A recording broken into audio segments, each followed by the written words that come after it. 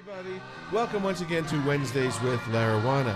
Every Wednesday right here on CannaWannaBuy.com we bring you the latest information on adult use of cannabis and medical cannabis from all over the globe. This week from Leafly.com, ingest or inhale, 5 differences between marijuana edibles and flowers. This is written by Bailey Ron, July 17th of 2014. Muffins, candies, hummus, bacon, tea, pizza, guacamole, vegetable medley. The virtually endless list of cannabis-infused foods opens up a fascinating possibility for the adventurous connoisseur. As you can venture deeper into the exciting world of marijuana, you may find yourself wondering what to expect from these edibles. Maybe you've already given them a go and are wondering why they induce that intense, almost psychedelic buzz that lasts so long. Speculate no longer, curious ones. We're going to break down the differences between psychoactive snacks and the more familiar inhaled forms of cannabis. Number 1. THC is absorbed differently. Why are marijuana-infused edibles typically so much stronger than smoked vaporized cannabis? When you consume marijuana in an ingestible form, its THC is metabolized by the liver, which converts it into 11-hydroxy-THC. This active metabolite is particularly effective in crossing the blood-brain barrier, resulting in more intense high. Inhaled THC undergoes a different metabolic process because rather than passing through the stomach and then the liver, THC travels directly to the brain. This is why the effects of smoked or vaporized marijuana come on faster and diminished quickly. Number 2. Effects and duration. The golden rule of edibles: start small and be patient. Because of the way edibles are metabolized, it can take anywhere from 30 minutes to 2 hours to kick in, and the effects can last several hours. These effects vary between edibles, but generally consumers report stronger body effects coupled with an almost psychedelic head high in large doses. Smaller amounts yield milder and arguably more comfortable effects, which is why we reiterate, start small and be patient, or you're going to have a bad time. Edibles may be strong, but compared to inhaled cannabis, they actually deliver a smaller concentration of cannabinoids to the bloodstream. Ingesting edibles induces only 10 to 20% of the THC and other cannabinoids to the blood plasma, whereas inhaled cannabis falls closer to 50 or 60%. The effects of smoked cannabis tend to peak within the first 10 minutes and rapidly dissipate over the next 30 to 60 minutes. Number 3. Edibles are more difficult to dose. Determining the THC content of homemade batch of edibles is no easy feat, and even professional distributors sometimes have difficulties capturing the advertised doses in their products.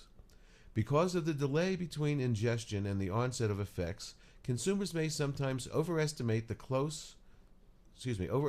dose.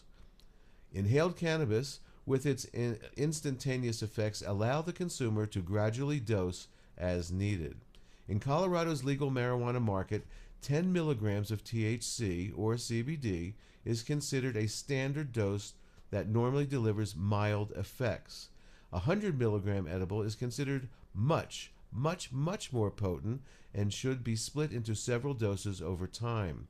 Colossal amounts of THC won't kill you, but trust us, you will enjoy the next several hours of your life more if you dose responsibly and patiently. Number 4. Disparities in advertised potency.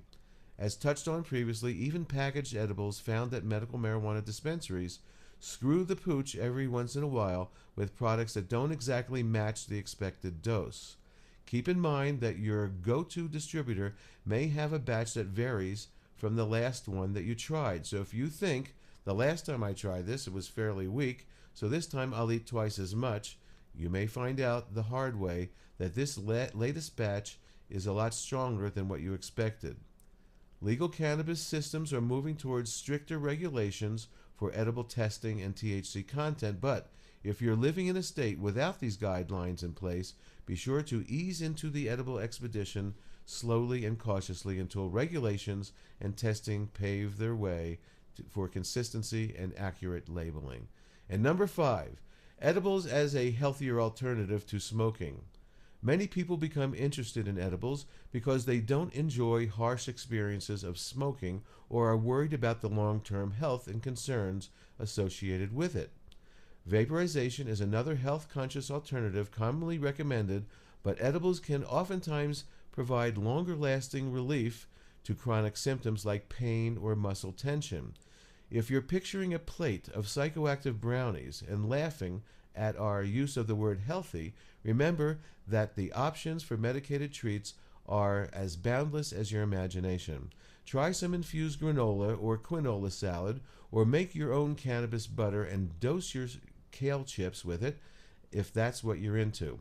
We don't care as long as you stay cautious and responsible, and remember our parent-y voice in your head when it comes to feasting. It's always about dosing, everybody. If you do have a bad experience, remember a couple of things. No one has ever passed away from too much cannabis. This feeling will pass, and have something to eat, and that will bring you back down to a better place. That's it for this week's Wednesday with Larijuana. Don't forget, Canawana Buy has the greatest products and fast shipping, whether you're a dispensary, a patient, or a head shop. Wonderful products. Check them out. Every week they have specials. Peace and love, everybody. Peace and love. Don't forget, visit my show at medicalmarijuanaradio.com or mmjradio.com. We're live every Saturdays at 7 p.m. Mountain Time. And also you can get repeats anytime at mmjradio.com. Once again, peace and love, everybody. Peace and love.